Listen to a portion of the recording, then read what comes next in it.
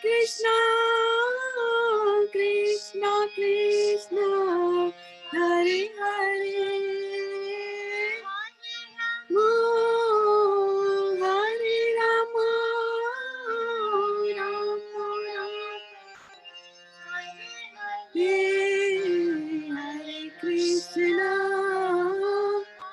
Krishna Krishna Krishna, Hare Hare, Rama Hare Rama, Rama Rama, Hare Hare.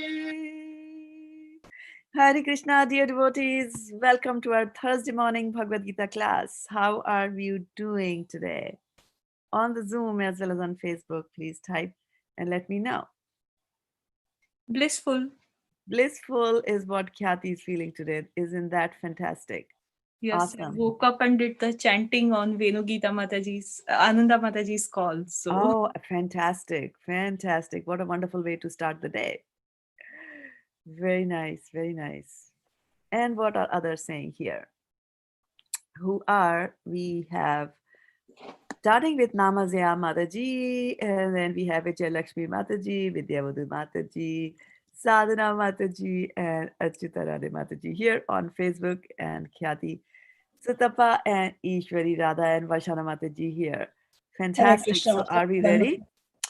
Hare Krishna Mataji, are we ready to get started? Yes, Mataji. All righty. Okay. So let's see what all things do we have here today. Vikyapti Panchaka Press. Khyati, can I rely on you to give us our reading order whenever you are ready? yes, Mataji, reading order I will give after we finish the prayer because there are still devotees joining. Okay. Very So I'll much. do this. Will you be able to read today? Yes, Mataji. Okay. I think Arjuna also wants to read, saying something there. Okay, so let's get going with the prayers. Om Ajnanatirmidasya Jnananjana Shalakaya Chakshurunmilitam Yena Tasmai Shri Guruve Namaha. Matsamo nasti papatma naparadhi cha kaschana parihare pilajjame kim bhruve purushottama yuvatinam yatha yuni yunam cha yuvato yatha manobhi ramate tadvan mano me ramatam tvayi bhuma skhalita padanam भूमिरेवावलम्बनं त्वयि जातापराधानां त्वमेवा शरणं प्रभु गोविन्दा वल्लभे राधे प्रार्थये त्वामहं सदा त्वदीयम् इति जानातु गोविन्दो मां त्वया सह राधे वृन्दावनाधीशे करुणामृतवाहिनी कृपया निज पादाब्जा दास्यं मह्यं प्रदीयताम्. Okay, and I think we have a reading order already built for us, which, wow, now we have two reading orders. So Shreyas Prabhu has joined I'm sorry, I didn't. Please disregard my reading order. Niral Prabhu's one is the proper one. Neil Prabhu one is the one to follow. That's coming from the disciplic succession. Is that right? What it is?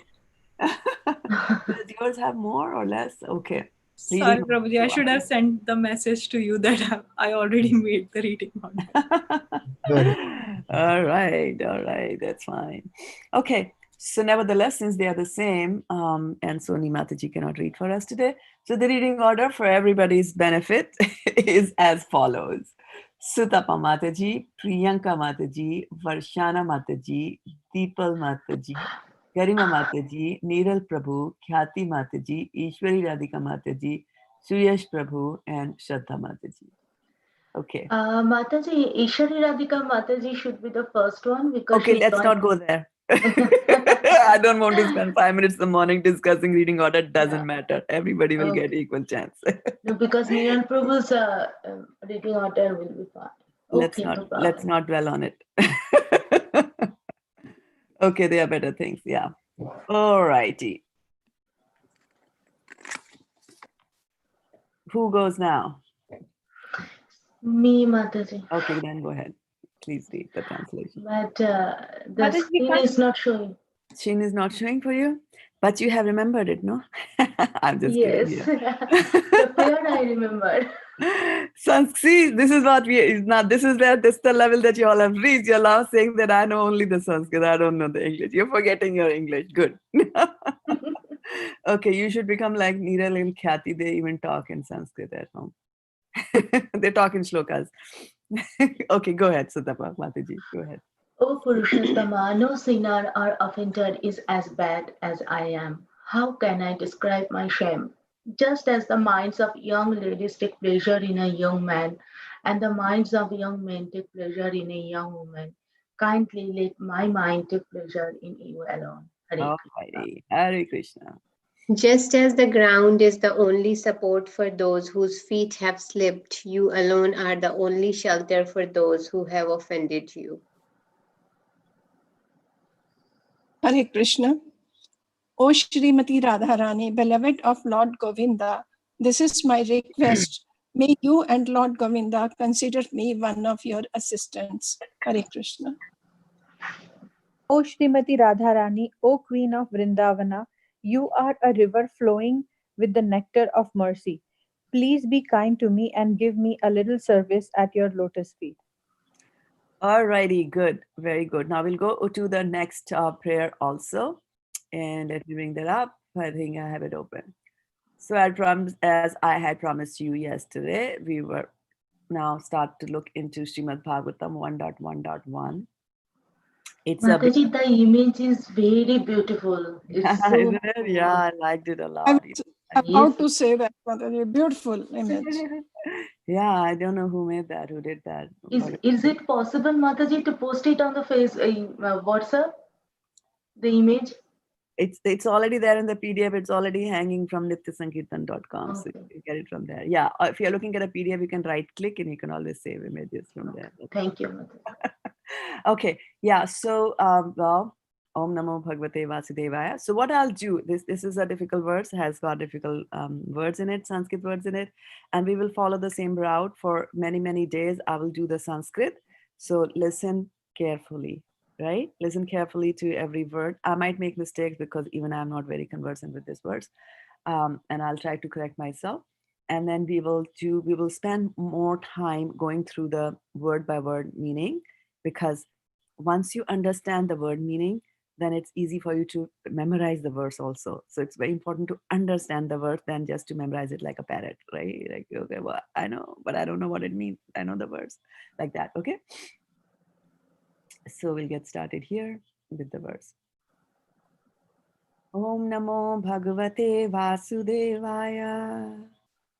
Janmadhi asya yatonvayat itataras chartheshvabhigya swarat. One more time. Janmadhi asya yatonvayat itaratas chartheshvabhigya swarat. Tene brahma hridayadi kavaye Muhayanti Yatsuraya Tejo Vari Mridam Yatha Vinimayo Yatra Tisargo Mrisha Dhamna Svena Sada Nirasta Kuhakam Satyam Param Dhimahi. So now let's see, what does that mean? The synonyms. So whose turn is it to go and do the synonyms? Om.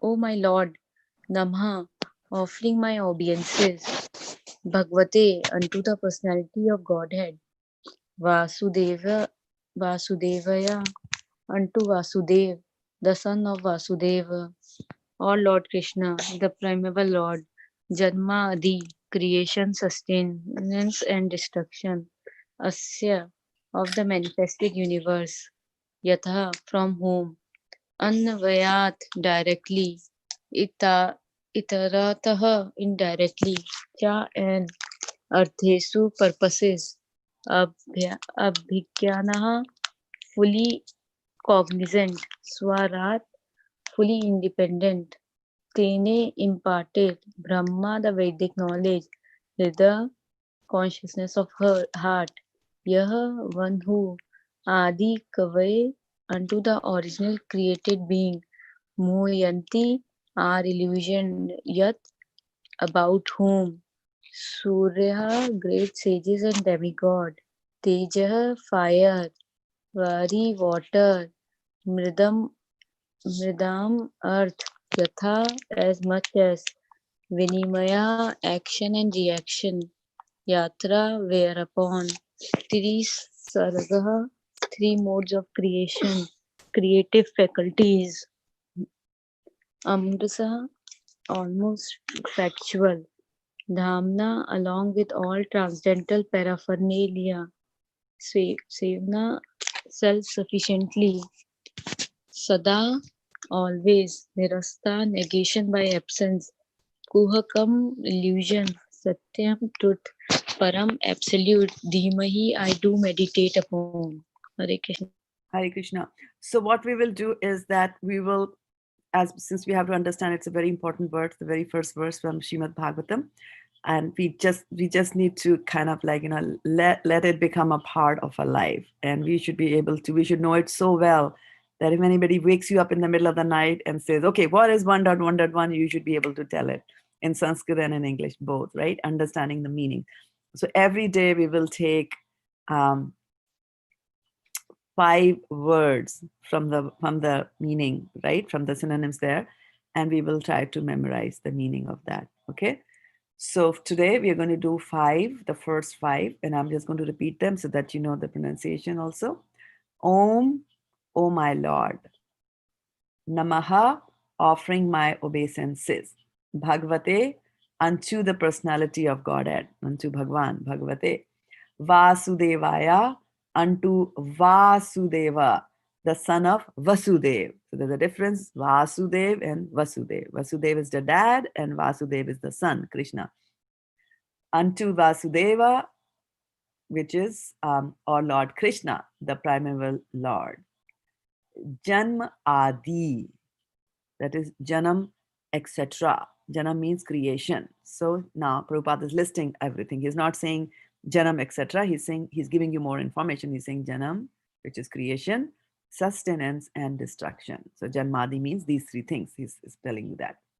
Asya, of the manifested universes. Are we done with 5 for today? Did we do 5?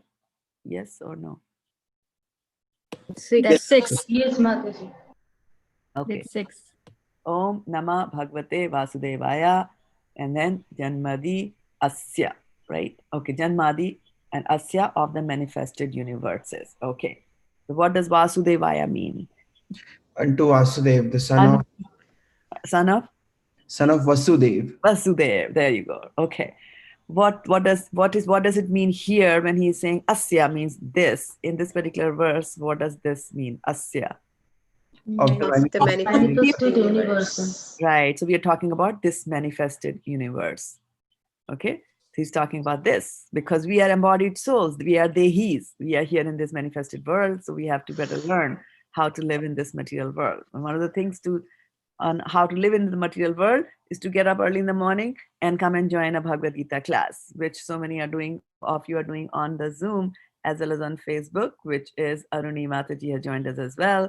Bhakta Rohit, my dear god brother, and Shalja Kasuri, my old colleague, is also there. Please accept my humble obeisances. All glories to Srila Prabhupada. And of course, those of you who joined us here on the Zoom call also. Okay, very good.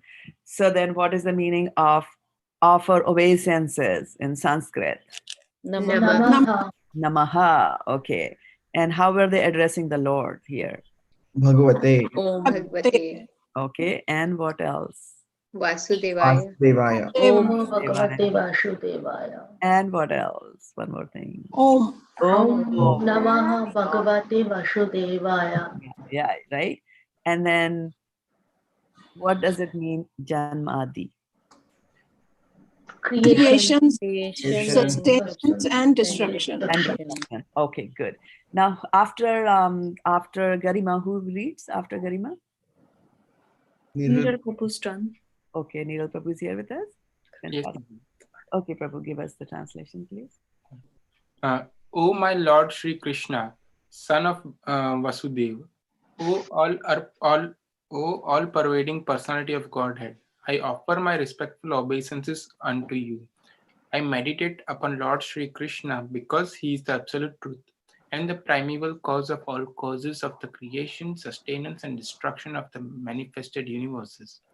He is directly and indirectly conscious of all manifestations, and he is independent because there is no other cause beyond him. It is he only who first imparted the Vedic knowledge unto the heart of Brahmaji, the original living being.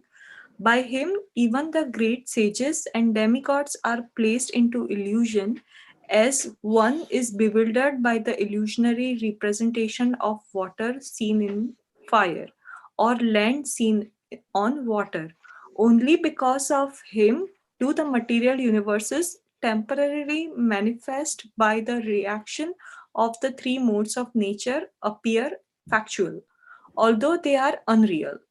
I therefore meditate upon him, Lord Sri Krishna, who is eternally existent in the transcendental abode, which is forever free from the illusory representation of the material world. I meditate upon him, for he is the absolute truth. Great. So what a good decision they are making, right? On where do I meditate? Because I can meditate on so many things, right? Can you give me some examples on where we can all meditate? Work, visa. Visa, like that. We are there with you, Prabhuji, on that. You have company. Food. And what Our not. desires. What desires. Endless desires. Endless desires, yeah. Yeah. And try to satisfying the desire means that you're pouring ghee into fire. Right? The more ghee you pour into fire, it's never going to be extinguished. Right? So you have to throw something else into the fire. Okay. Good. Good. Yeah, more reflections. I'm looking for reflections on Facebook as well as here on Zoom. Starting from Vigyapti Panchika prayers, which we did earlier for this, but of course this is fresh in your mind. So anything that comes to your mind. Mataji, just the tune you sang, that just is going in my mind. Good. If you like the tune, then it's available on nityasankirtan.com. If you go to prayers, there you will see this PDF for you to use and to distribute to anybody you like. And the MP3 is also there. Both of them are there. Yeah, the Sanskrit is beautiful. Yeah. Isn't it, Pramod Kumar Prabhu? My dear brother-in-law. Yeah. It's really wonderful, Mataji. We forget the words, but we remember the tune. Yes, yeah. And with the tune, it'll get etched into your memory with the tune, and you will relish it because of the tune. Varshana Mataji can tell us about that because he spent a lot of time a couple of years ago on this. And yeah, I'm being very ambitious, or maybe not. Maybe not. I'm just thinking that we should all memorize not only the verse, but also the Sanskrit, also the English translation as it is. How about that? We can say and it doesn't matter. We can take 1 year to do that. What's the big deal, right? There's Corona in any case there, not going away. We all confined to our homes. What are you going to do when you're home? 1.1.1. That's what I'm doing. I'm going to do this like that, right? So it's there for you in PDF format. You can download it. You can download the MP3 on your machines and you can play and listen, sing along, right? It'll come like that. Okay.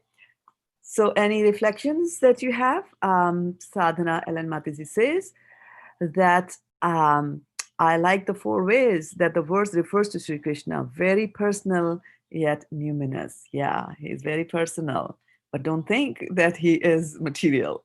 He's numinous. And I like your usage of the words from what we are reading in Bhagavad-gita. Yeah. Mataji, Sutapa, go ahead. Kripa Nija Padavja, sorry, I forgot the Sanskrit one now. Kripa What I'm trying to say is that I'm praying to Radharani for the mercy. And mercy in the sense that there is so many pollution around us, like that air pollution, water pollution, sound pollution. But the most pollution is the mind pollution, and I'm asking for the mercy to remove that. Very, very good. Very, very good. Look at that. Yeah. So the first thing is to acknowledge that there is pollution there. First thing is to acknowledge, right? And to accept that there is some pollution going on, isn't it? And then yes, Mataji, when she was talking about pollution, immediately it came to my mind also that mind is so polluted with so many things. You see, they keep on struggling from one thing to the other, you see. Very, very difficult. Right, right. Now, before, like when Sutapa, I'll just like to bring in a verse actually, and it's very easy to remember. Now, those of you who grew up in India, which is perhaps most of you except for a few of us here, there used to be jingles, right? Television jingles. They are there in every country. So there used to be television jingles, and they would be advertising this and that, and the tunes are so catchy, right? That's what jingles are. So that the tune is catching, then it goes into your ear. It becomes an earworm because then you keep on repeating this over and over and over again in your ears, and then and it could be anything like a soap or something like that. So there was one which was for there was a washing soap, like a soap bar for washing your clothes. It was called 555. Do you remember, Rashana? Mataji, that's exactly the same thing I told Kathy right now. About that video call washing machine, we had this jingle. Would you like to sing that?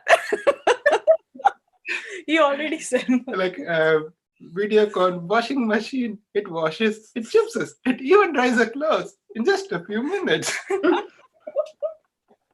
Bhagavatam, it cleans your mind. It takes you back to Godhead. Yeah. So Mataji, after listening to what you said, like one of the disciple of Srila Prabhupada had that near-death experience. So now we be really conscious of not repeating this and making a pattern. We rather repeat the slokas. Right, right. So every time that jingle 555 detergent kiya comes to your mind, you have to remember 555 is a fantastic verse in Srimad Bhagavatam. Okay.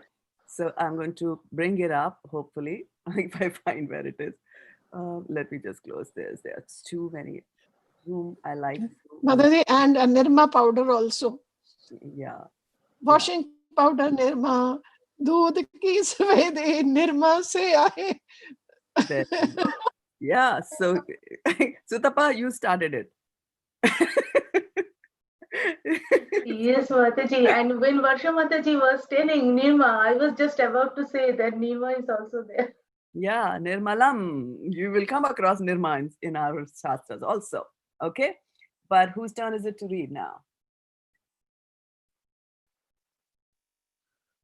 Who read last? Niral and Khyati did it, right? Yeah, Ishwari Radhika Mataji. Ishwari Radhika Mataji. See, by placing Ishwari Radhika Mataji in that special position in the reading order, it was a desire of the Lord today that Ishwari Radhika read this fantastic 555 verse for us.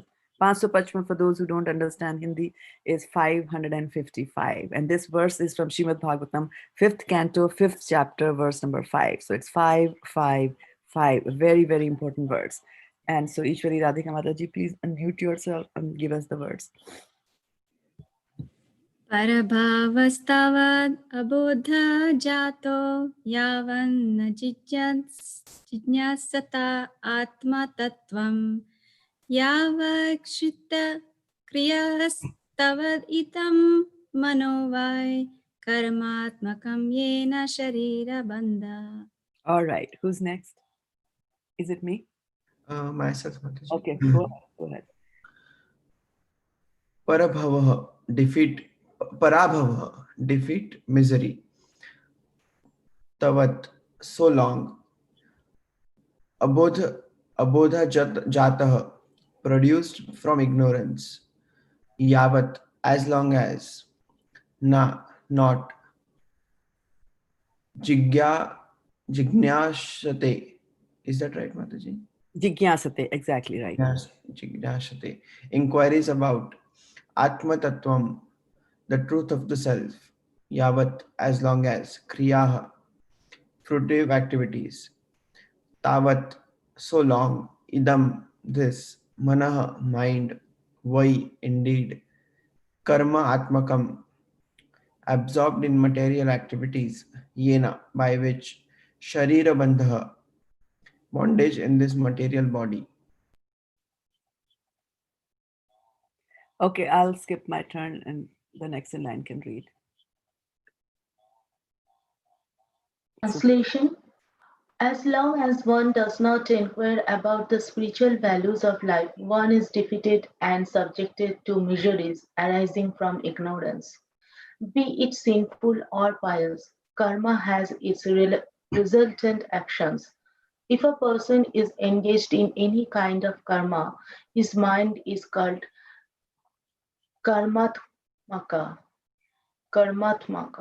colored with fruitive activities. As long as the mind is impure, consciousness is unclear, and as long as one is absorbed in fruitive activity, he has to accept a material body.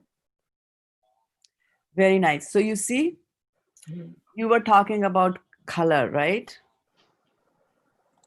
Sutapa Mataji? Yes. Right? So our mind actually gets colored. The pollution, right? Because of pollution, the air gets colored. Because of pollution, and inside of the nose gets colored and things like that, right? So because of these material activities, and this verse is actually connected also to the verse that we read in Srimad Bhagavatam today, right? So that they're making a decision that I'm going to meditate on the absolute truth, right? Because if you don't meditate on the absolute truth, what's going to happen? Right? Then you will get defeated. The very purpose of your getting a human body is defeated if you do not inquire about the Lord. And then you will suffer miseries because of that. And your mind gets polluted because you're thinking of this and that, this and that. So before you even know, it's become a dark, dirty mind over there. Okay. So giving a chance to those on Facebook over here, we have Rohit Prabhu who says reading Bhagavad-gita thoroughly, threadbare. Yes, Prabhupada said that read my books scrutinizingly, like that. And then Vidyavadhu says that Krishna is the absolute truth, so I meditate on him. Yeah, that's a good choice. That's what we should do. And Bhakta Rohit says that we can use the tune, I think, of Srimad Bhagavatam 1.1.1 and sing Hare Krishna. Well, there you go. There's a suggestion for you. You can sing. Yeah, there are many other verses actually that follow that particular pattern. Shikshastakam first verse also goes like that. There. Okay. So what do you say? More reflections on that, or should we go to Bhagavad-gita? Bhagavad-gita, Mataji. Bhagavad-gita says, yes, Prabhu. And are you going to share it? You Yes, can't share it till I give you the permissions to share. Yeah. And there is an updated reading list. So after Ishwari Radhika Mataji, Jaya Mataji, Vijaya Lakshmi Mataji, Suyash, Shraddha Mataji. Look at that. Look at that. I was not looking in the other view, so I was not able to see the new journeys. Welcome, Danvat Pranam. So good to have you. Okay. So then, Suyash Prabhu, please take over. Priyanka Mataji. Yes. Chapter 2, Contents of the Gita summarized. Text 1. Sanjaya said, seeing Arjuna full of compassion, his mind depressed, his eyes full of tears, Madhusudana, Krishna, spoke the following words. Text 2. The Supreme Personality of Godhead said, My dear Arjuna, how have these impurities come upon you? They are not at all befitting a man who knows the value of life. They lead not to higher planets, but to infamy. Hare Krishna. Text 3. O son of do Pritha. not eat Pritha, sorry. O son of Pritha, do not yield to this degrading importance. It does not become you. Give up such petty weaknesses of heart and arise of chastiser of the enemy. Text 4. Arjuna said, O killer of enemies, O killer of Madhu, how can I counterattack with arrows in battle men like Bhishma and Drona, who are worthy of my worship? Hare Krishna. Text 5. It would be better to live in this world by begging than to live at the cost of the lives of great souls who are my teachers. Even though desiring worldly gain, they are superiors. If they are killed, everything we enjoy will be tainted with blood. Text 6. Nor do we know which is better, conquering them or being conquered by them. If we kill the sons of Dhritarashtra, we should not care to live. Yet they are now standing before us on the battlefield.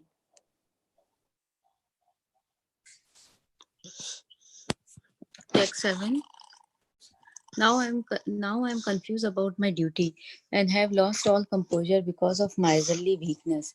In this condition, I am asking you to tell me for certain what is best for me. Now I am your disciple and a soul surrender unto you. Please instruct me. Text 8. I can find no means to drive away this grief, which is drying up my senses.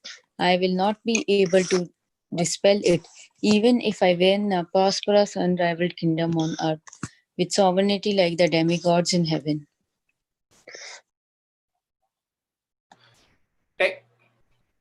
Text 9. Sanjaya said, having spoken thus, Arjuna, the chastiser of enemies, told Krishna, Govinda, I shall not fight, and fell silent. O descendant of Bharata, at that time Krishna, smiling in the midst of both the armies, spoke the following words to the grief-stricken Arjuna. Text 11. The Supreme Personality of Godhead said, while speaking learned words, you are mourning for what is not worthy of grief. Those who are wise lament neither for the living nor for the dead. Never was there a time when I did not exist, nor you, nor all these kings, nor in the future shall any of us cease to be. Text 13. As the embodied soul continuously passes in this body from boyhood to youth to old age, the soul similarly passes into another body at death. A sober person is not bewildered by such a change. Text 14. O son of Kunti, the non-permanent appearance of happiness and distress, and their disappearance in due course, are like the appearance and disappearance of winter and summer seasons. They arise from sense perception, O scion of Bharata, and one must learn to tolerate them without being disturbed. Hare Krishna. Text 15. O best among men, Arjuna, the person who is not disturbed by happiness and distress is steady in both and certainly eligible for liberation. Text 16. Those who are seers of the truth have concluded that of the non-existent, the material body, there is no endurance, and of the eternal, the soul, there is no change. This they have concluded by studying the nature of both.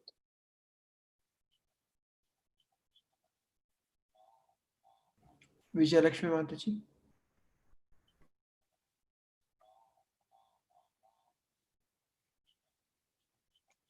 Mataji, you have to unmute yourself. I'm sorry. Hare Krishna. Text 17. That which pervades the entire body you should know to be indestructible. No one is able to destroy that imperishable soul. Text 18. The material body of the indestructible, immeasurable, and eternal living entity is sure to come to an end. Therefore, fight, O descendant of Bharata. Hare Krishna.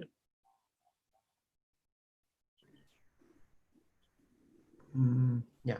Text 19. Neither he who thinks the living entity the slayer, nor he who thinks it slain is in knowledge. For the self slays not, nor is slain. Text 20. For the soul there is neither birth nor death at any time. He has not come into being, does not come into being, and will not come into being. He is unborn, eternal, ever existing, and primeval. He is not slain when the body is slain. So what was the word that we used in Srimad Bhagavatam 1.1.1 that had to do with creation, maintenance, and destruction? Does anybody remember? Janmadi. Janmadi, yes, very correct, right? So there's Janam also here that we are talking about. And Sridhar is going to bring that up, Janmadi, right? So this is how you will remember it. Try to connect if you come across any word, because in this current word we were talking about creation, right? Is never born, does not born, will not be born, like that, right? So now go back and think, okay, what did we do there? That way it will get etched in your memory. And then Srimad Bhagavatam 1.1.1 will become your samskar, right? It'll be etched and leave lines in your psyche. Okay, good. Text number 21. O Partha, how can a person who knows that the soul is indestructible, eternal, unborn, and immutable kill anyone or cause anyone to kill? As a person puts on new garments, giving up old ones, the soul similarly accepts new material bodies, giving up the old and useless ones. Text 23. The soul can never be cut to pieces by any weapon, or burned by fire, nor moistened by water, nor withered by the wind. Text 24. This individual soul is unbreakable and insoluble, and can be neither burned nor dried. He is everlasting, present everywhere, unchangeable, immovable, and eternally the same. Text 25. It is said that the soul is invisible, inconceivable, and immutable. Knowing this, you should not grieve for the body. Text 26. If, however, you think that the soul or the symptoms of life will always be born and die forever, you still have no reason to lament, O mighty arm. Hare Krishna. Text 27. One who has taken his birth is sure to die, and after death one is sure to take birth again. Therefore, in the unavoidable discharge of your duty, you should not lament. Text 28. All created beings are unmanifest in their beginning, manifest in the interim state, and unmanifest again when annihilated. So what need is there for lamentation? Hare Text 29. Some look on the soul as amazing, some describe him as amazing, and some hear of him as amazing, while others, even after hearing about him, cannot understand him at all. Text 30. O descendant of Bharata, he who dwells in the body can never be slain. Therefore, you need not grieve for any living being.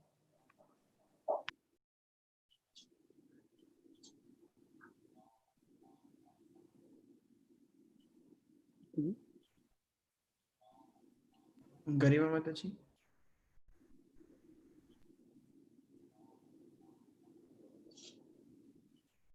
I don't see her on the call. Yeah, just skip over her and go to the next, because she has a baby there, right? Sometimes she makes noise. Yeah.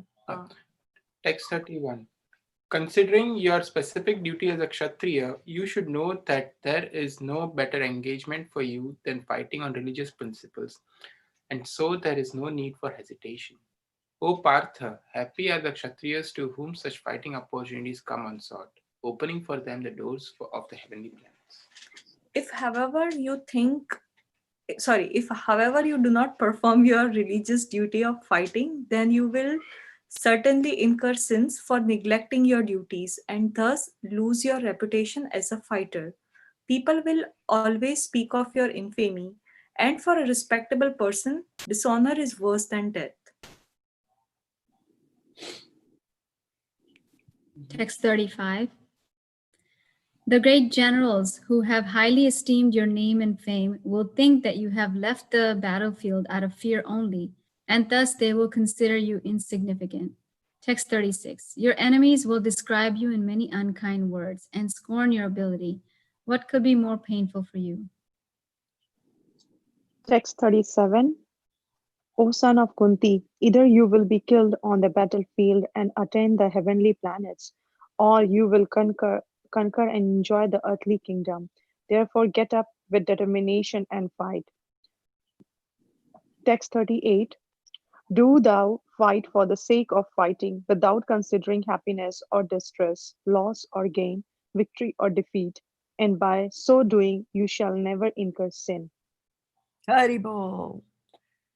And Suyash Prabhu is going to give us the verse for today, 31. And who goes in? Vijayalakshmi Mataji. Hare Krishna. Swadharmam api chavekshya navikampitam arhasi dharmaya di yuddha charyonyayat kshatriyasya na vidyate. Synonyms. Swadharmam, one's own religious principles. Api, also. Cha, indeed. Aviksha, considering. Na, never. Vikampitum, vikampitum, to hesitate. Is that right, Mataji? Yes, Vikampitum, correct. Arhasi, you deserve. Dharmyat, for religious principles. He, indeed. Yudhat, that fight, then fighting. Shreya, better engagement. Anyat, any other. Kshatriyasya, of the Kshatriya.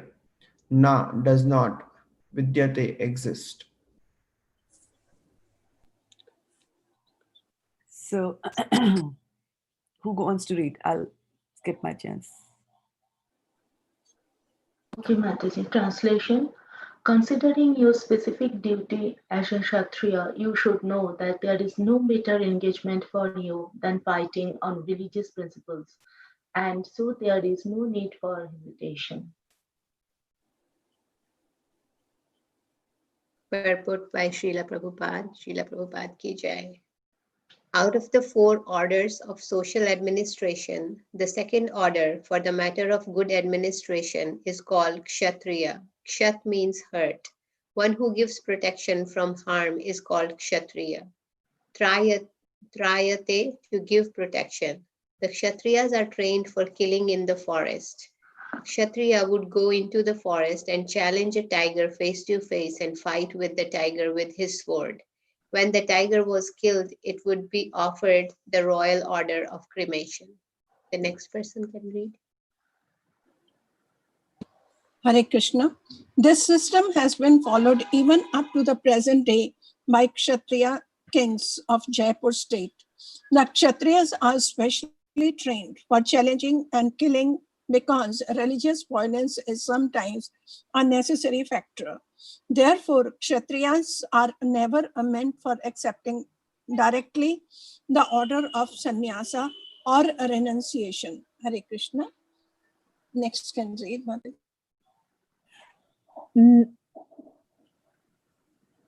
Non-violence in politics may be a diplomacy, but it is never a factor of or principle. In the religious law books, it is stated,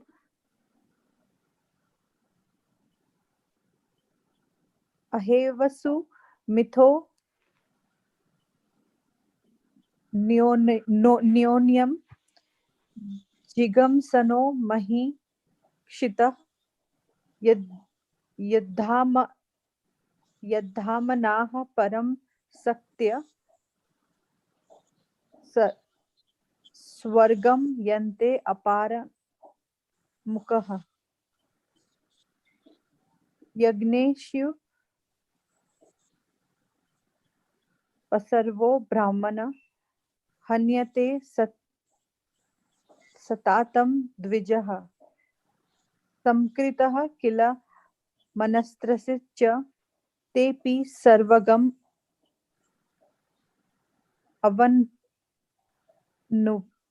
avampunam.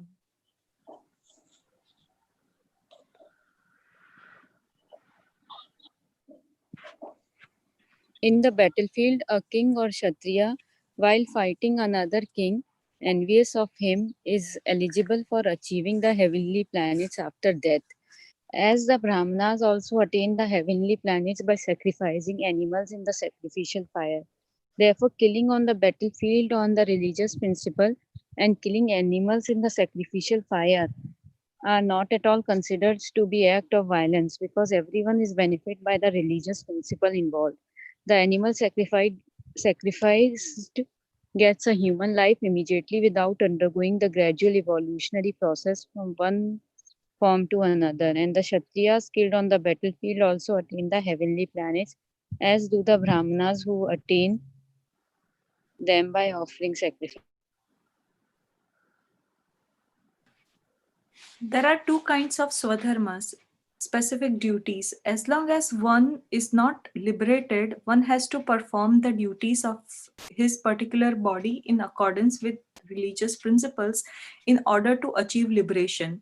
When one is liberated, one's swadharma, specific duty, becomes spiritual and is not in the material bodily concept. In the bodily concept of life, there are specific duties for Brahmanas and Kshatriyas respectively, and such duties are unavoidable. Next person can read, I think, Vijaya Mataji.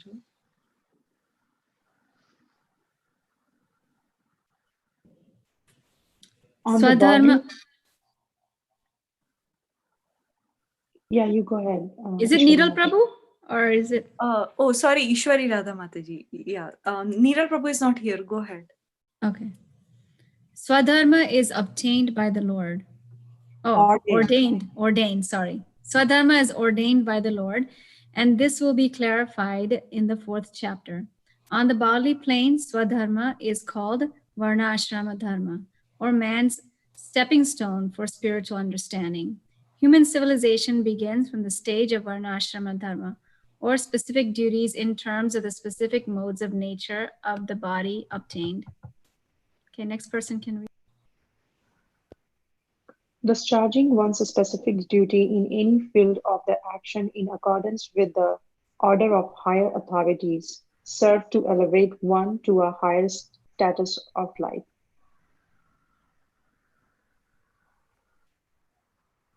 Hari Bol. Okay. Reflection time. Swadharma. Hmm. That word itself is heavily loaded all throughout the purport and everywhere. Everywhere. Explained it very nicely. Very nice. And Mataji, fighting for the religious principles is there is no harm in fighting for the religious principles. Okay, good. Mataji, this dharma is so so complicated, and it's like different at different times for different people, and sometimes it's really difficult to understand that what I'm doing is truly my dharma, or is it my desire? Isn't it? Yeah. And my mind can present it in so many ways.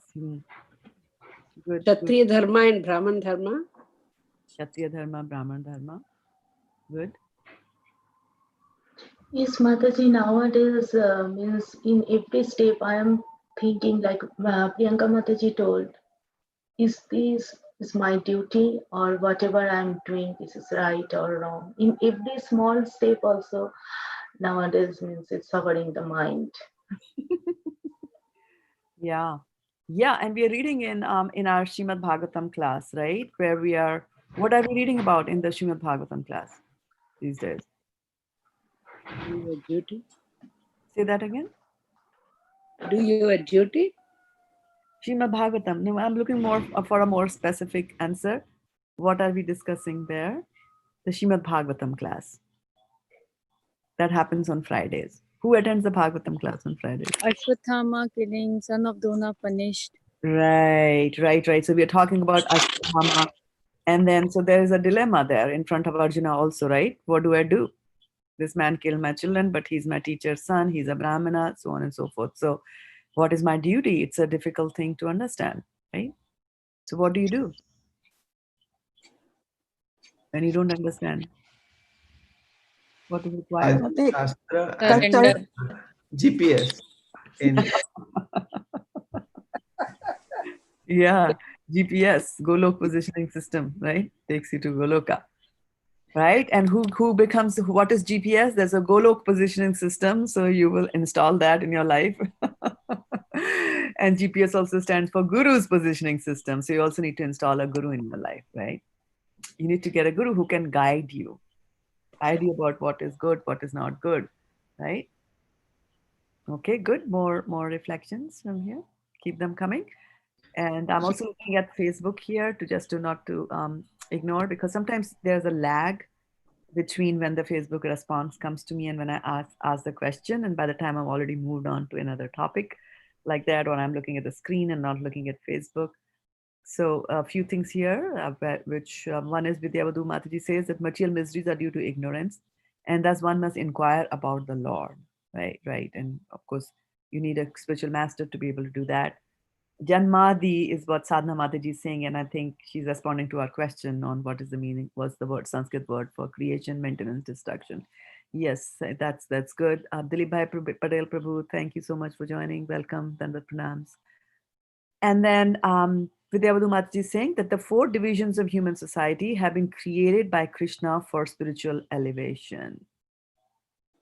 Namazya Mataji says, do your duty and don't get attached to the results of the duty. Yeah.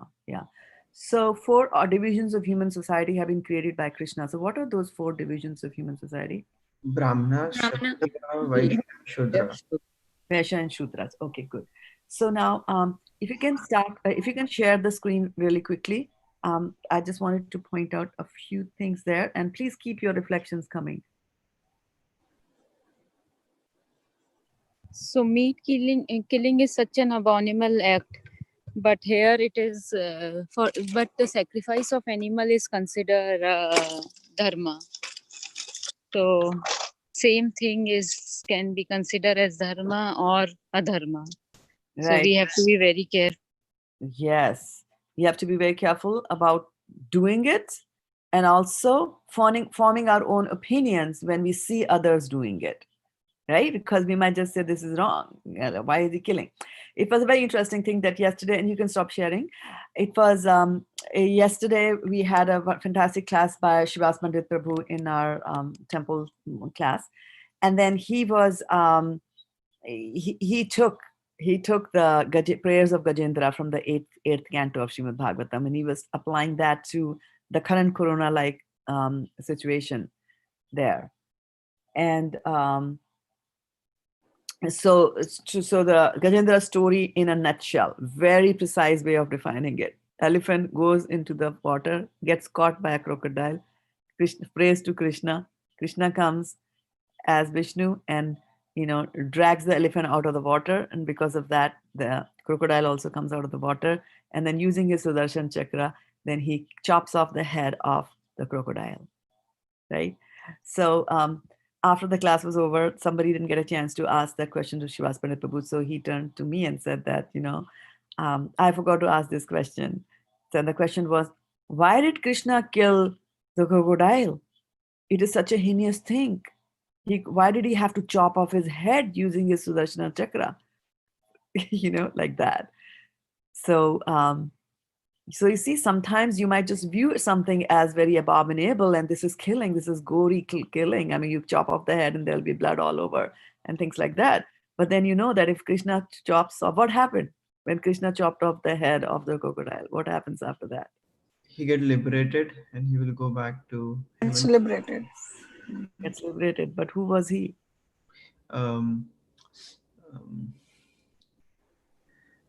He was who?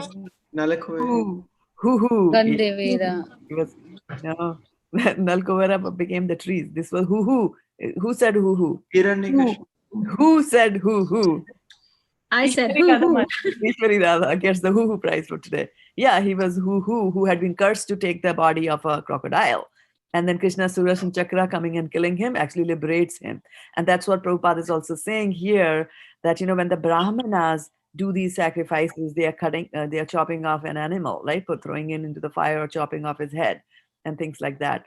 So then, what happens? What happens to the animal? Animal gets the human life. Planets. The animal gets a human life, right? So depending on the kind of sacrifice that is there, the animal will get, and the mantra chanted, the animal will get a human life, which is fantastic, isn't it? It gets elevated, right? Whatever animal is thrown into the fire or offered into the sacrifice, that animal will become a human being. So what is this cycle of progress? How many species of life are there? 8.4 million. 8.4 million, right? So many species of life are there. So how is it determined that, if I die, then which animal should I become in my next life? How is that determined, right? Because 8.4 million species of life, right? So what they do, and broadly speaking, this is what the learners tell us, is that they take the aggregate of all your karmas, good and the bad, right? So you will get either a negative or you'll get a positive, right? So depending on what your karma score is, right? So in this 8,400,000 species of life, there's also a hierarchy of beings. That's what Canto of Srimad Bhagavatam defines the hierarchy of beings. So, lowest will be like a stone, a mountain, like that. Above that will be the plants, etc. Above that will be insects that just crawl, like earthworm and things like that. So there's a hierarchy of that is built in the species. So depending on what your karma score is, you get born in that particular species of life. And then from that species of life, you will be elevated over and over, like that. You will go through this and go up. But then if somebody takes you and sacrifices you, then you get to the human species of life, right? So it's a jump. It's a multiple promotion that is doing. So what might look like an abominable action to us is actually a good thing that person is doing. Like somebody yesterday was so agitated, like, why did Krishna kill the poor crocodile? Krishna is doing it for the benefit of that, right? Why did Krishna kill Shishupal? Like that. So one has to look at it from the Shastra Chakshus and then interpret and then infer, whether it's good or bad. If you are confused, then you can always reach out to a spiritual master and ask them that question. So now, also that it also represents like cutting the head is like a cutting of the ego also, right? When we are doing the wrong thing, it symbolizes like cutting the head, and Krishna does it with the Sudarshan Chakra. So if you look at Sudarshan, so that is like giving the right vision. Path, yeah, pointing to the right place. Yeah, so that's very good. Yes, very nice, very nice. Yeah. So yes, I was saying that Brahmanas are. Now the question is that if this is such a fantastic thing, then why is animal sacrifice not allowed in Kali Yuga? Hare Krishna, may I answer? Yes, please go ahead. Because nowadays the such brahmanas are not available. Those who can chant the mantras that well, and they don't even know some of the mantras. That is why they should not be. No animal sacrifice should be done.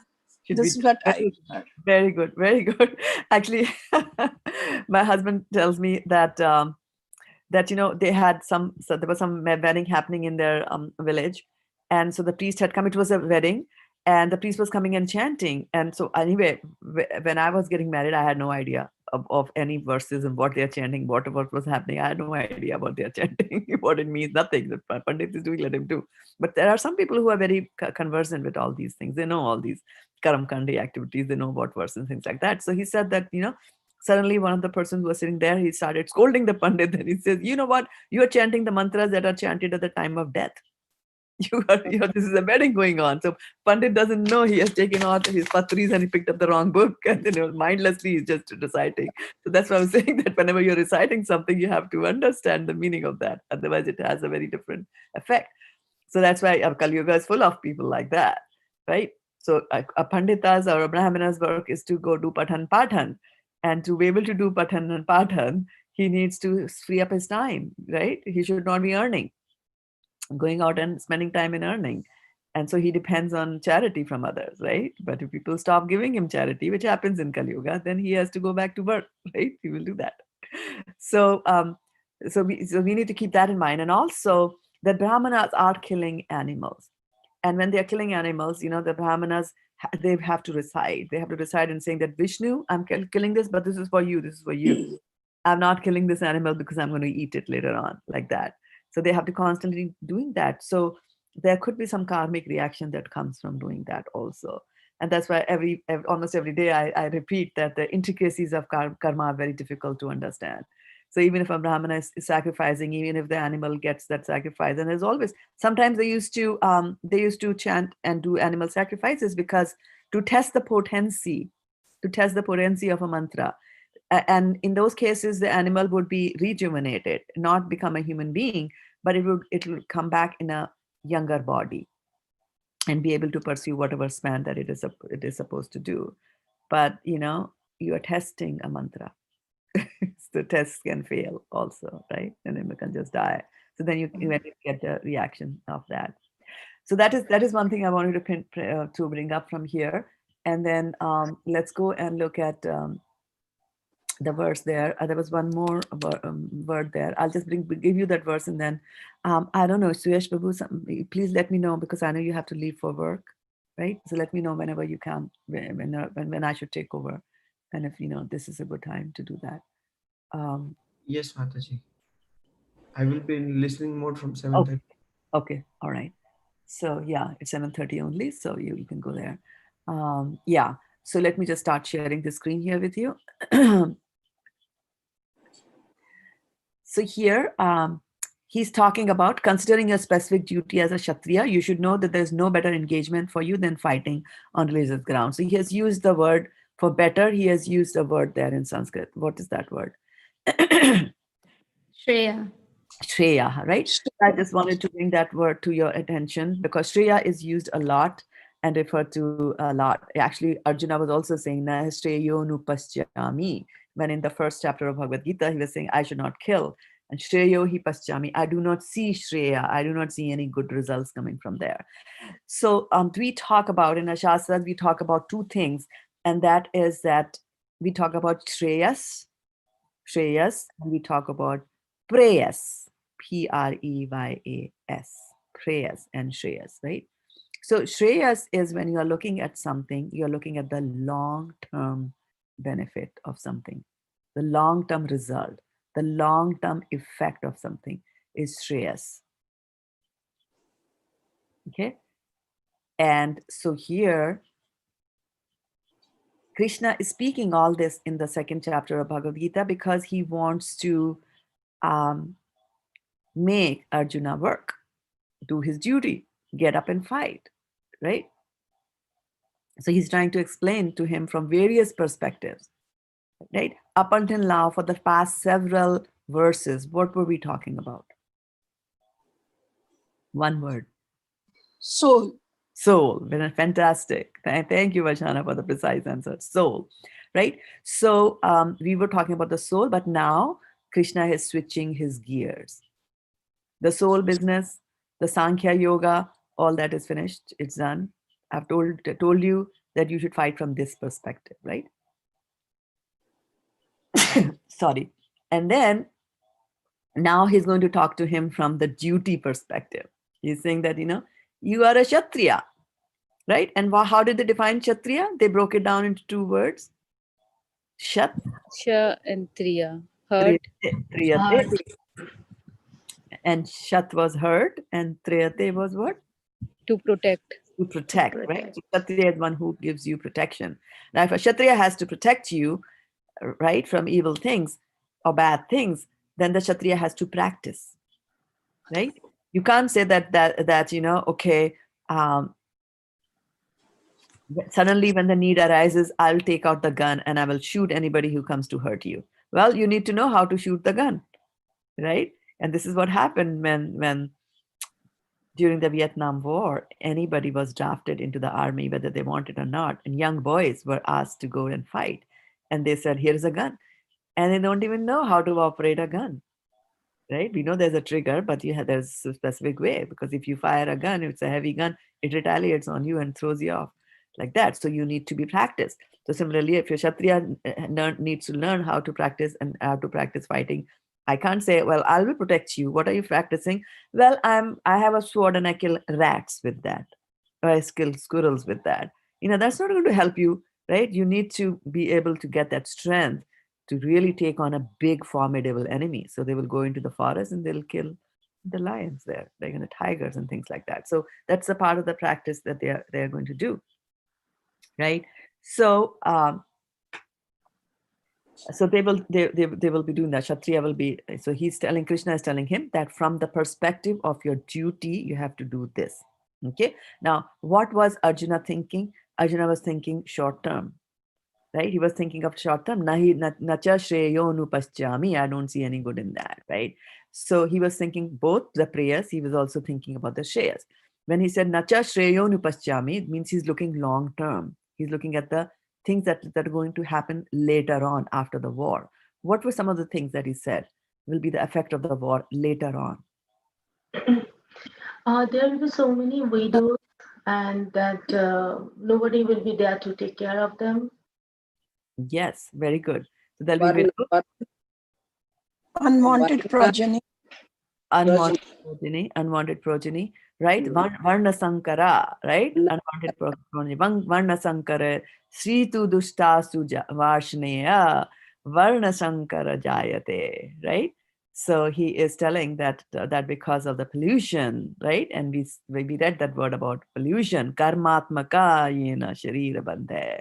When your mind gets polluted, then you'll keep on taking birth after birth after birth, because you're going after the short-term enjoyment, right? Short-term enjoyment. Short-term enjoyment is prayas. Let me indulge in this little affair. I don't care. I want enjoyment right now. But what's the long-term bad thing that comes out of it? Varna Sankara Jayate. Unwanted children are born. They are a burden on society. They'll continue to give trouble for many, many years like that, right? So we have to think about this, the long-term and the short-term, always. Always has to be addressed, always has to be thought about, right? So prayas is short-term and shreyas is long-term gain for anything. So prayas, like a child says that, I want to play. Immediate gain, immediate enjoyment, right? And what does the parent say? No, you sit down and you study, because that will lead to shreyas later on in life. You'll be better settled. You'll have better enjoyments like that. Just shreyas. So here also he's saying that, there is no better engagement for you than fighting on religious principles. And why he's saying, okay, short term, you are thinking that how will I enjoy? The prayers that Arjuna was thinking was, Kinno Rajena Govinda, right? How will we enjoy this if our relatives are dead? So he's thinking about short-term enjoyment in this life, right? But Krishna is saying that, there will be enjoyment that will await you as a Kshatriya. If you kill an enemy, then you will go to the heavenly planet. So that's the long term. So he's using the word Shreyas over here, right? Now, one more word that I wanted to bring up, and which is used a lot and has been used a lot here, and which is arhasi. So can somebody tell me what's the meaning of arhasi? Deserving. Deserving. Okay. So what does deserving mean? To our actions. Yeah. What you are supposed to get means you are eligible to get. You're eligible. So deserving, when you use the word deserving, we are kind of thinking in terms of some sort of an entitlement is there, right? Like you did something, and because of this, now you are entitled to get, it could be good or it could be bad. And it depends on the actions that you did, like you deserve, right? So then arhasi. But if I search for arhasi, let me search for the word arhasi in chapter 2. Right? So here he's saying, yeah. So here he's saying that in this particular verse, can you deserve. Arhasi? You deserve. Okay. Now look at this sentence. What does this say? Soul is invisible and inconstant. You should not grieve. You should not grieve. Right? And then if we bring in the word arhasi, what does it mean? You do not deserve to grieve for the body. One might just say arhasi, what is the deserving thing? Like, what have I done that I'm deserving it, right?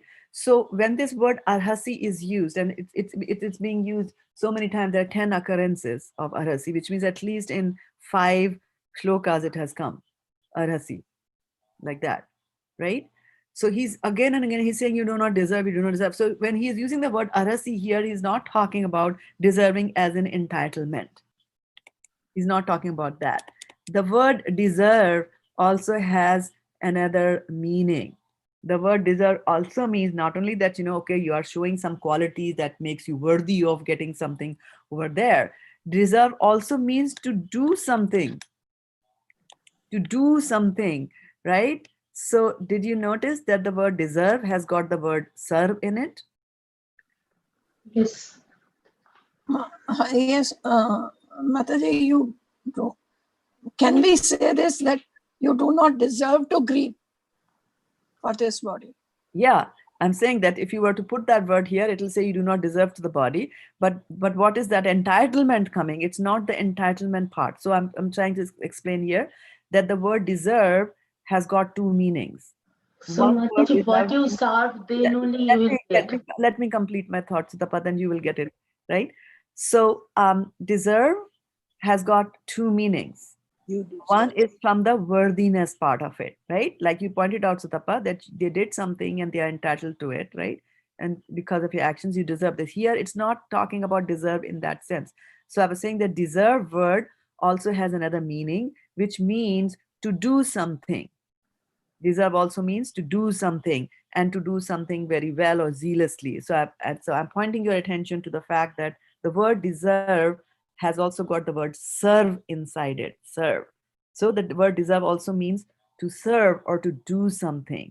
So here in Arhasi, when he's saying, Prabhupada is translating that as deserve, he's not talking at it from the perspective of entitlement. He's talking from the perspective of doing. That's what he's saying. So knowing this, do not grieve for the body. Natum chochitum arhasi, do not do this. Like that, right? Now, Sutapa, go ahead. Sorry for not letting you speak. No, Mataji, that's what I was telling. Serve means when you are doing something. So I was trying a different way, like to whatever you do, and then the action you will get. That is also deserved. I was just pointing at that. And I was saying that is the first thing. Yeah. That is the first meaning of it, right? Deserve, yes. Yeah, You did something, because of that, you are entitled to something, right? Getting good or bad, right? But then again, that other deserve is to do something. To serve. Do something, yeah. To serve. Yeah. Not exactly in the sense of serve, but here you're saying like you do something zealously. To do something. So don't do it, yeah. So don't do it. Knowing this, do not grieve for the body, right? In Arhasi, then when he's saying the first occurrence, right? Then, here he's saying, if however you think the soul or symptoms of life are always born and die forever, you still have no reason to lament. Again, he's saying, Nanam shochitum arhasi. Again, the word deserve is coming. It's not that you are worthy of something. He's saying, you do not do this. Do not lament. Do not lament. Do not lament. He will continue to say that, right?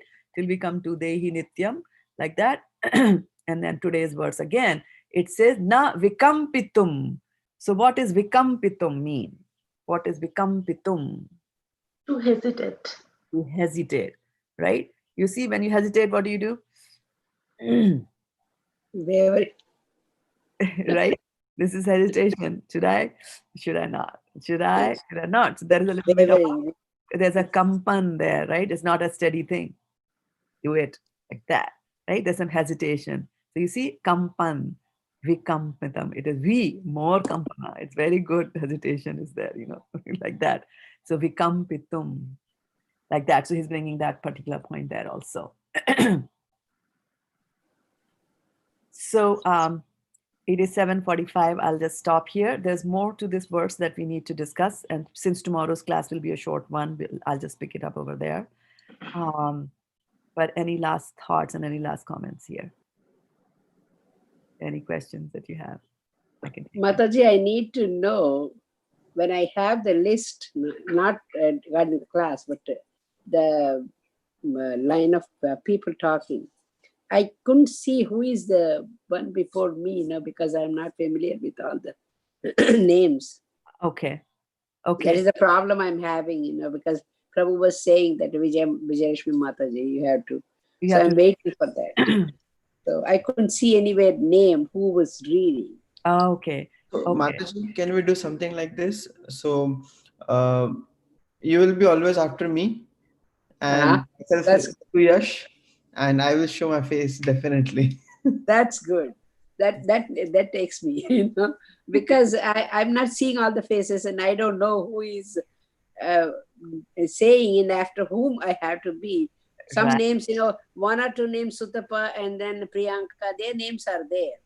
So I cannot see other people's name, and when they're reading, I'm not able to follow. Yeah.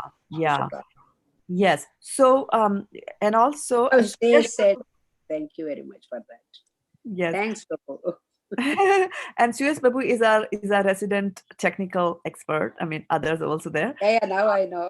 So you know Suyash. So you are on our WhatsApp group. You can ping Suyash on WhatsApp group. He'll be very happy to walk you through the intricacies of Zoom call. That's good. He'll show you the console from where you can see who is there, who is talking, who is unmuted. You can see all that, right? Like that. He'll be happy to do that. You can walk.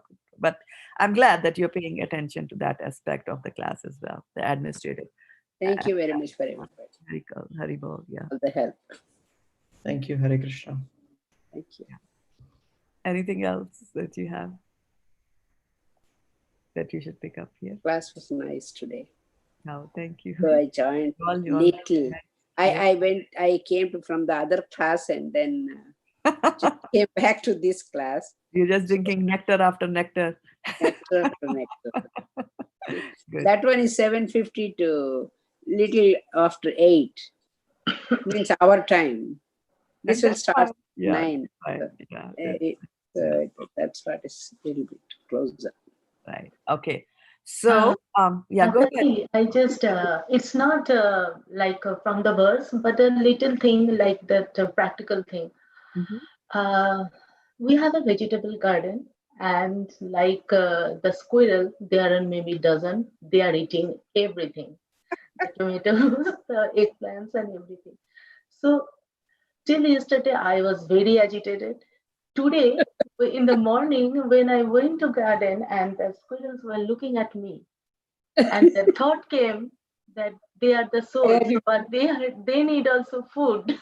That time, all the agitation and angriness gone. I can tell you something that will agitate you about the situation like that, right? Okay, so this part won't agitate you, and this is from Ishopanishad, very first verse of Ishopanishad. It says, Isa vasyam idam sarvam yat kincha jagatyam jagat tena tyaktena bhunjita ma girhakasya swidhanam. So he's saying that I am the controller of everything. Isha vasyam idam sarvam yat kincha jagatyam jagat, of this whole material, of this jagat creation, right? Everything, universe. Spiritual as well as material gets included there. Isha vasyam idam sarvam yat kincha jagatyam. Now comes the difficult part. Tena tyaktena bhunjita. He says that you just enjoy what has been set aside as your koda and do not covet what belongs to others. That's what this word says. Now you realize that when you were getting agitated and you were angry, it is because you were thinking this is mine. You were thinking this is your koda. It is mine. But it is not your koda. It is squirrel's koda. You see, so we are so helpless there, And squirrels sometimes can even get up much early in the night. And we had a mango tree, and the squirrels will eat even at 2:00 in the night. They would be there, scrambling and eating. So here's the agitating part that you are paying the property tax, the installments, and everything, the squirrel comes and lives in your home for free. This thought didn't come to my mind. That's I was telling thinking we are like taking care of the plants like last 3 months and doing everything, and I'm not getting a single fruit, and just they are just taking it and looking at you and go away. Right. Yeah. So you see everything, and Krishna does take care.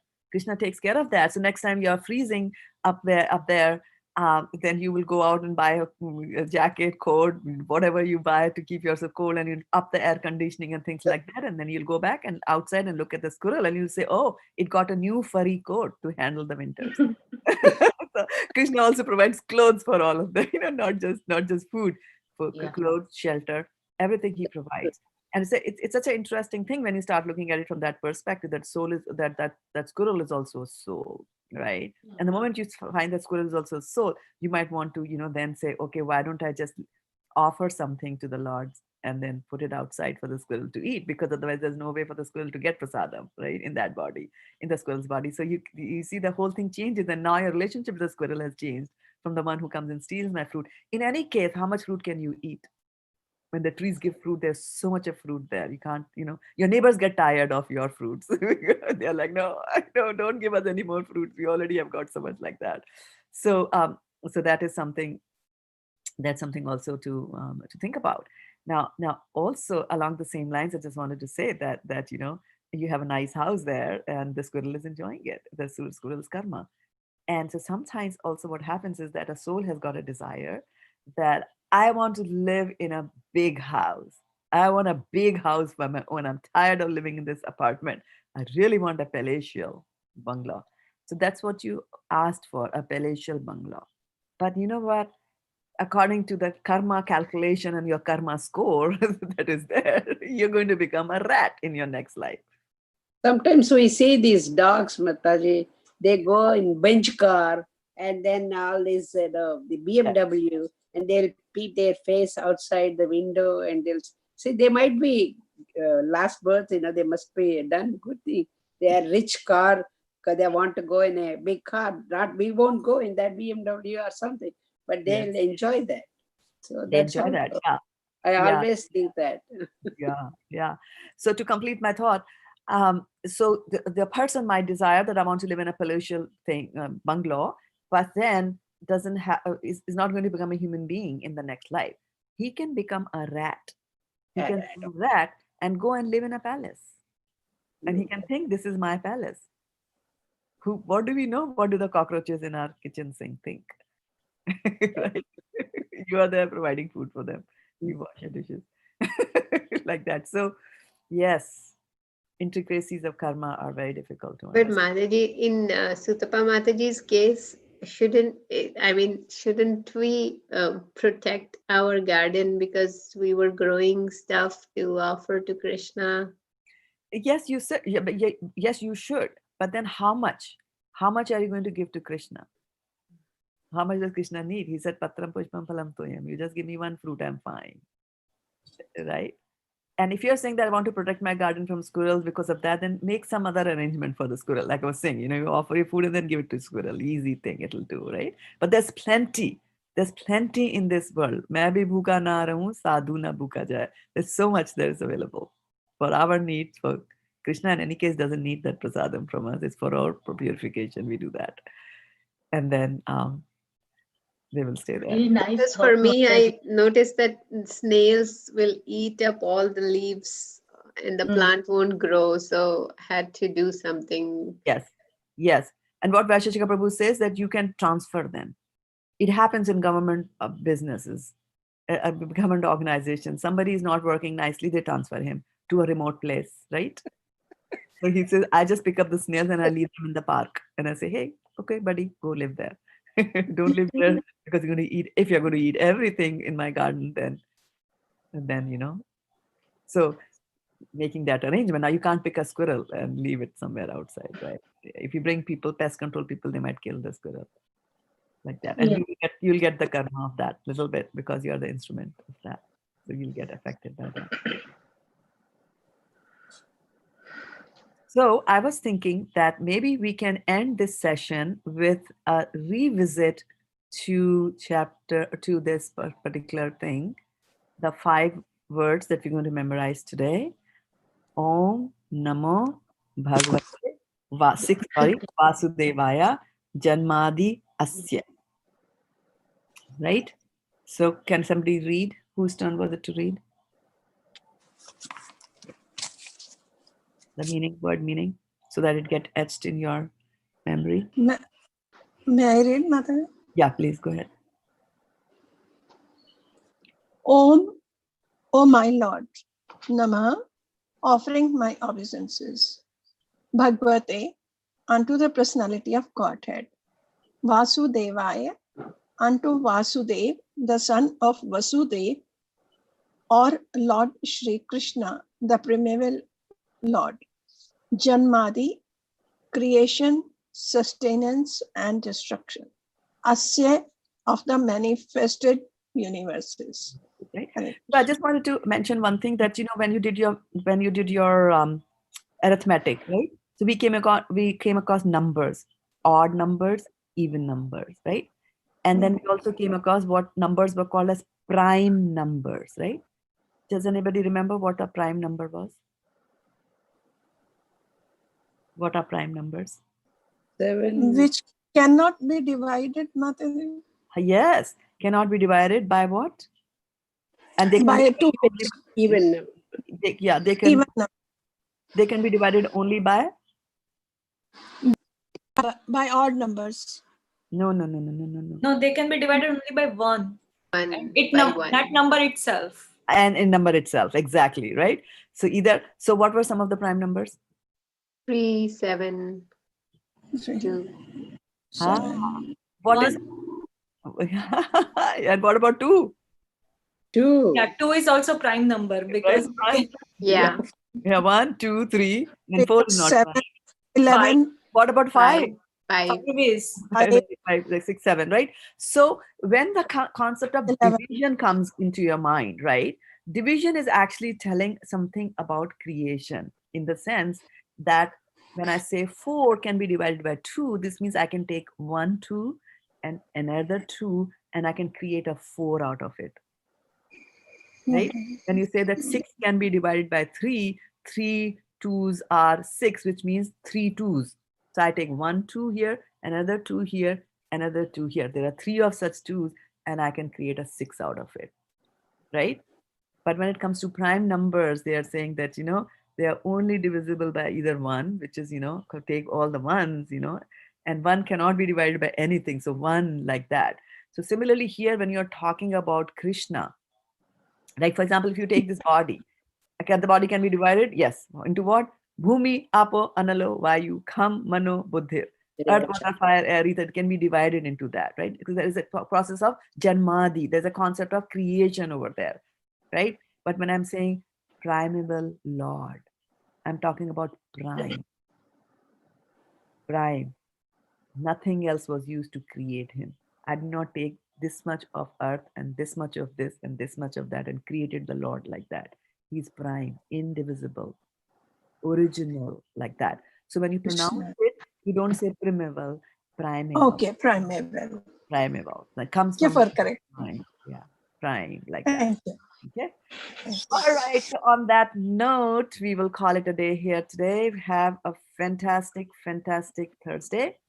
Yes, Mataji, this explanation was very nice. Very nice. There you go. You are reading mathematics. That's what we say, that when you go into spiritual sciences, you will understand everything. And I tell you, if you start reading about Krishna, the set theory, the set, the universal set, the null set, everything will get explained, because mathematics originated in India. Why? Because they were trying to explain the Lord. They were trying to serve the Lord. We always say that the pi, what is pi in mathematics? Remember? 22 by 7. What is that pi? Why do you use the pi? The concept of pi comes where? Don't remember. In mathematics, Mataji, to calculate many. What? Yeah, but area. Area of what? Of what? Yes, you're right. Of what? Circle. Circle, exactly, right? So why do you think? And pi originated in India. The concept of pi, everything originated in India. you know, from the, because Shastras originated there. But the concept of pi came because of the devotees had a need to do yajna. Remember in Satyuga, what is the way? Satyuga and then Treta. Satyuga, everybody meditates. And then in Treta, they have to do yajnas. So when they are doing the yajnas in their home, they were supposed to have yajna pit, you know, the kund, Havan kund. So when you are supposed to have a yajna pit, you were supposed to have 3 pits in which you would do your yajna. One would be circular, one would be triangular, and one would be a square. And the requirement was that the area of all the 3 should be the same. So area for square is easy, but now I need to figure out the math and how do I figure out the area of a triangle, and then how do I calculate the area of a circle. So from that need, these concepts of, you know, pi, etc., were also given together from the Shastras. Vedas are saying that this is how you are going to do it.